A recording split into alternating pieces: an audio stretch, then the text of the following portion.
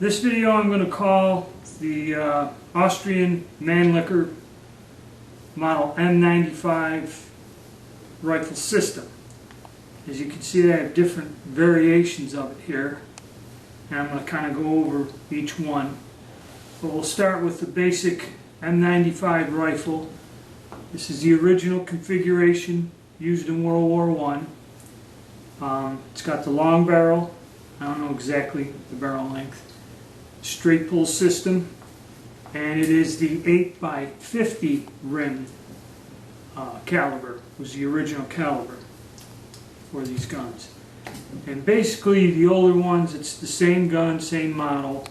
They were just retooled for a newer caliber. And basically how the gun works, it's a straight pull action. Has a rotary bolt with locking lugs, so it's pretty strong action. And your safeties here. You got two safeties in two positions. This is when it's cocked. It'll lock in there. And then there's another position on a bolt that you can pull it back a little and lock the safety in there. The rifles have these long ladder sights. So if you have a carbine with the long sights on there, chances are it was a rifle at one time. This particular rifle, getting closer, was made in Steyr, and it's non-matching. The bolt or the barrel serial number doesn't match the receiver, so at one time it was re-arsenaled, or the barrel was replaced.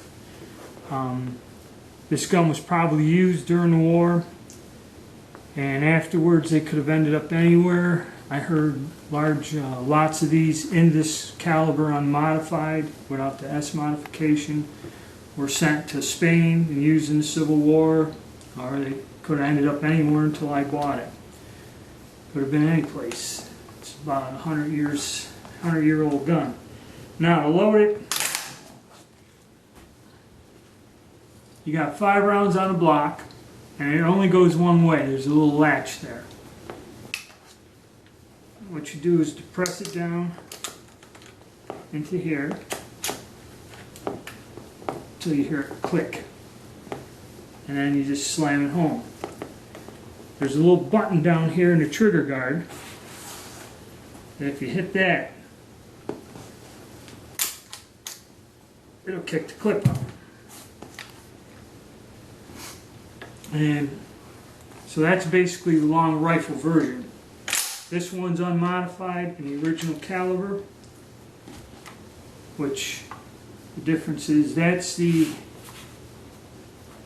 8mm by 50, and this is the 8x56. 8mm by 56 ring. And they put an S on the barrels for the Spitzer bullet, pointed bullet, and that's where the S comes in to give you the denomination. I'll do a video on these cartridges and get into them in a little more detail. Below it, this is an unmodified carbine. Also, yeah, this gun doesn't have an importation mark on it anywhere, importer's mark. So this gun was brought into the country prior to 1986, as with this gun. This carbine is not modified. It's another 8x50 Steyr, and it doesn't have any markings on it whatsoever. It has a serial number on the receiver, and if you notice, it has sling swivels here and on the side, which I'll point out the difference of the guns that are been remodified. And this gun's in mint condition, more or less. The bore is perfect on it, and I bought this. I picked it up, I guess they said it was used as issued to police. So that's why it's all the markings. They refinished it after the war, got it up to snuff, and it's like a brand new gun. It was issued to the police, so it didn't see much use. It's almost in like new condition. And I got this rifle more or less as a test platform with a real good bore. Because when we go into reloading the ammunition, I'll get into that. The barrels on a lot of these guns are worn out a few thousandths, 2 to 3 thousandths more. This variant here is typical of most of the guns being imported recently. It's got the long sight, so it probably was a rifle at one time. It's been all re-blued, refinished, stock's been sanded down. Looks like in mint condition. If you notice here, they plugged up the sling swivel, remove that one, and then just have the one on the side. Some of these will have them in both positions, but these here were modified.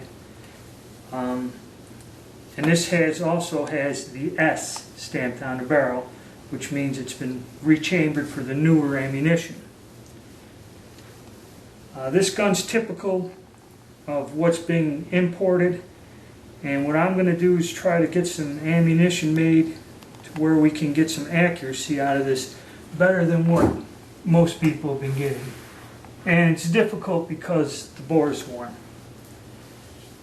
This carbine is another one that does not have an importation mark. So this was brought into the country earlier, 50s, 60s, whatever. And what's unusual about this gun is it's a Budapest one, but instead of an S, it has an H, which was the Hungarian way of designating the same conversion that the Steyrs are stamped with an S. So this is just a little odd variation.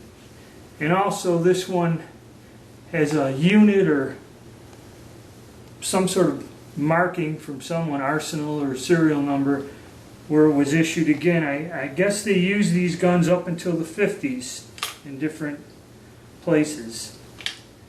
And this one, well, it's missing a little thing on the side, this sling swivel. But this is basically about in the same condition as this. And it's just a little unusual variant. And last and least, another variation. This is the M95M. This gun was made in Yugoslavia back in the 30s. And what they did is they took the actions and put I think like a VZ-24 8mm rifle barrel on there. And this gun has been modified to shoot the 8mm Mauser, or 7.92 by 57, I believe it is. Same thing that goes in a KAR-98. They modified the magazine system to use with the stripper clips. And there's a part missing in here. They use a little piece of sheet metal thing to form lips that when you push it down, like on a Mauser, there's a slot for the stripper clips. Mauser style stripper clips. There's another little piece of sheet metal that retains the bullets. That got damaged and has been removed from this gun. I've seen photographs of them and they look like they take a beating. There was only 125,000 of these converted like this. It's kind of an unusual variant. I didn't know much about it until I run across one and bought one. But that's it for basically the preliminaries and the guns. I've made videos of doing a preliminary shooting with these with factory ammo, and some of those there I have to get reloads for the 8mm by 50. But I did a series of videos with just shooting them, get an idea what we're dealing with, the wide spread of the bullets, the accuracy, and then I'm going to try to reload ammunition to see if I can tune in the accuracy on these guns, these old guns.